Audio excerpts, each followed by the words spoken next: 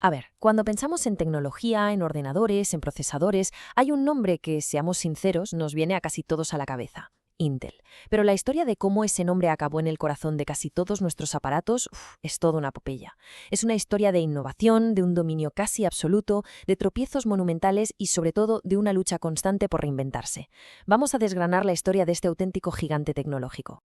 Para entenderlo bien, vamos a dividir nuestro recorrido de hoy en 4 capítulos. Empezaremos, claro, por el principio, el nacimiento de este gigante. Luego nos meteremos de lleno en su época dorada. ¿Recordáis el Intel Inside? Pues eso. Después veremos cómo empezaron a aparecer las grietas, los fallos y una competencia que se puso muy seria. Y para terminar, analizaremos la batalla que está librando Intel ahora mismo para no quedarse atrás y reconquistar el futuro. Venga, pues arrancamos nuestra historia en el epicentro de todo, en ese lugar que estaba a punto de convertirse en lo que hoy conocemos como Silicon Valley.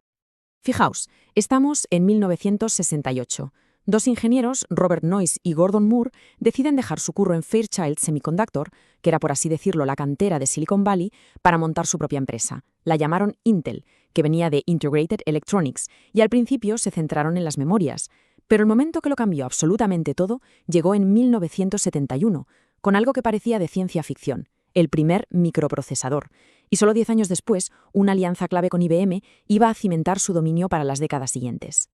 Para que nos hagamos una idea de la locura que fue esto, antes del Intel 4004, las funciones de una CPU, del cerebro de un ordenador, necesitaban varias placas electrónicas enormes llenas de componentes. Eran grandes, supercomplejas y carísimas.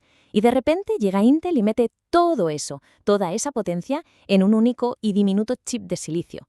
En aquel momento nadie podía ni imaginar el impacto real que tendría, pero acababan de poner la primera piedra para el ordenador personal y básicamente para casi toda la tecnología que usamos hoy en día. Y aquí llega la jugada maestra. En 1981, IBM, que era el dios de la computación, el gigante absoluto, elige un procesador de Intel para su primer PC, su primer ordenador personal. Esta decisión fue la clave de todo. No es que solo se dispararan las ventas de Intel, es que convirtió su tecnología, la famosa arquitectura x86, en el estándar universal de los ordenadores. A partir de ese momento, si querías hacer un PC que fuera compatible con el resto del mundo, necesitabas a Intel, así de simple. Vale, y con ese dominio absoluto pasamos a la época dorada. Nos vamos a los años 90, una década en la que Intel no solo era el líder del mercado, sino que se convirtió en un icono de la cultura popular. ¿Quién no se acuerda de este sonidito y de este logo? Intel Inside es sin duda una de las campañas de marketing más brillantes de la historia. Pensemos que Intel vendía componentes, chips, que la mayoría de la gente ni veía. Pero con esta campaña consiguieron algo increíble: que la gente no solo conociera su marca, sino que la quisiera. Comprar un ordenador con la pegatina de Intel Inside se convirtió en una garantía, en un sello de calidad y potencia. Y claro, esta fama estaba respaldada por una artillería pesada, la legendaria familia Pentium. Impulsada por la ley de Moore, que, ojo, la formuló su propio cofundador, cada nueva versión de estos procesadores prácticamente duplicaba la potencia de la anterior. Durante los 90 y principios de los 2000, los Pentium dominaron el mercado de una forma aplastante. Cada lanzamiento definía la nueva generación de ordenadores. Intel era, sin discusión, el motor de la revolución del PC. Pero como en toda buena historia, ningún imperio dura para siempre sin que le salgan rivales. A finales de los 90, el gigante empezó a mostrar sus primeras grietas, a enfrentarse a una competencia cada vez más dura y a cometer algunos errores estratégicos que le salieron muy, muy caros. Y ese gran desafío tenía un nombre: AMD. Advanced Micro Devices. Durante muchos años fue como el segundón, pero poco a poco empezó a ganar terreno. Al principio ofrecía procesadores más baratos, pero lo que lo cambió todo es que en algunos momentos llegó a superar a Intel en rendimiento puro y duro.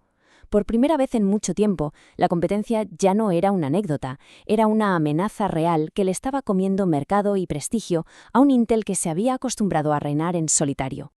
Y mientras AMD apretaba por fuera, por dentro Intel cometió un error colosal. Apostó miles de millones de dólares en una nueva arquitectura llamada Itanium. La idea era que sustituyera a la exitosa x86, pero el proyecto fue un fracaso absoluto. Nunca funcionó como se esperaba. Y mientras Intel malgastaba tiempo y dinero en una tecnología que el mercado no quería, AMD aprovechó para lanzar su propia evolución, la x86-64, que era compatible con todo lo anterior y más potente. El coste para Intel no fue solo de dinero, fue una pérdida de tiempo, de enfoque y sobre todo de liderazgo tecnológico. Y con ese panorama llegamos a la década de 2010, que fue probablemente la peor de su historia. Se encontraron con 3 baches enormes uno detrás de otro. Primero, el estancamiento. La famosa ley de Moore, su propia ley, pareció pararse para ellos, mientras la competencia, como TSMC o Samsung, avanzaba a procesos de fabricación más pequeños y eficientes. Intel se quedó atascada durante años en los 14 nanómetros, perdiendo su ventaja histórica. Segundo, se perdieron por completo la revolución del móvil. La arquitectura ARM, que consumía mucha menos energía, arrasó en smartphones y tablets, y ahí Intel nunca supo entrar. Y el golpe final, casi simbólico, fue en 2020. Apple, uno de sus socios más importantes, dijo «hasta aquí hemos llegado» y anunció que se iba para fabricar sus propios chips, los Apple Silicon, demostrando al mundo que se podía tener más rendimiento con menos consumo. Después de una década de recibir golpes por todos lados, Intel estaba en una encrucijada. Ya no era el líder indiscutible, ni de lejos. Pero si algo tiene esta empresa, es capacidad de resiliencia. Y así entramos en el capítulo actual, la lucha por reinventarse y reclamar, una vez más, su futuro. Y este cambio de rumbo tiene un nombre propio, Pat Gelsinger, un veterano de la casa que volvió como CEO con una misión clarísima y un plan un plan increíblemente ambicioso para devolver a Intel a lo más alto. Y no hablamos de un simple ajuste, hablamos de una reinvención total de la compañía.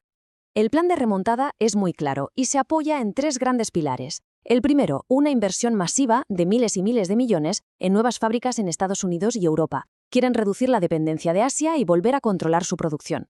Segundo, diversificar. Ya no vale solo con el PC, ahora apuestan a muerte por mercados que están explotando, como la inteligencia artificial o las tarjetas gráficas. Y tercero, que es lo más importante, el objetivo final es volver a ser el número 1 en tecnología de procesadores. La realidad es que el campo de batalla ahora es mucho más grande. Intel ya no lucha solo por el mercado de los ordenadores personales, ahora compite cara a cara con monstruos como Nvidia en inteligencia artificial y tarjetas gráficas, y sigue su eterna pelea con AMD en los centros de datos y la nube. La partida se ha vuelto mucho más compleja. Así que, llegados a este punto, la conclusión es bastante clara. El futuro de Intel no está para nada garantizado. La competencia es más fuerte que nunca y los retos que tienen por delante son gigantes. Pero si algo nos ha enseñado esta empresa en sus más de 50 años de historia es que tiene una capacidad impresionante para adaptarse y reinventarse. Se ha caído y se ha levantado unas cuantas veces. Y todo esto nos deja con la gran pregunta, la pregunta del millón. Después de décadas de éxitos, de caídas y de regresos espectaculares, ¿será capaz Intel de reinventarse una vez más? Y, sobre todo, ¿podrá hacerlo en la era más competitiva y exigente de toda la historia de la tecnología? Pues solo el tiempo lo dirá.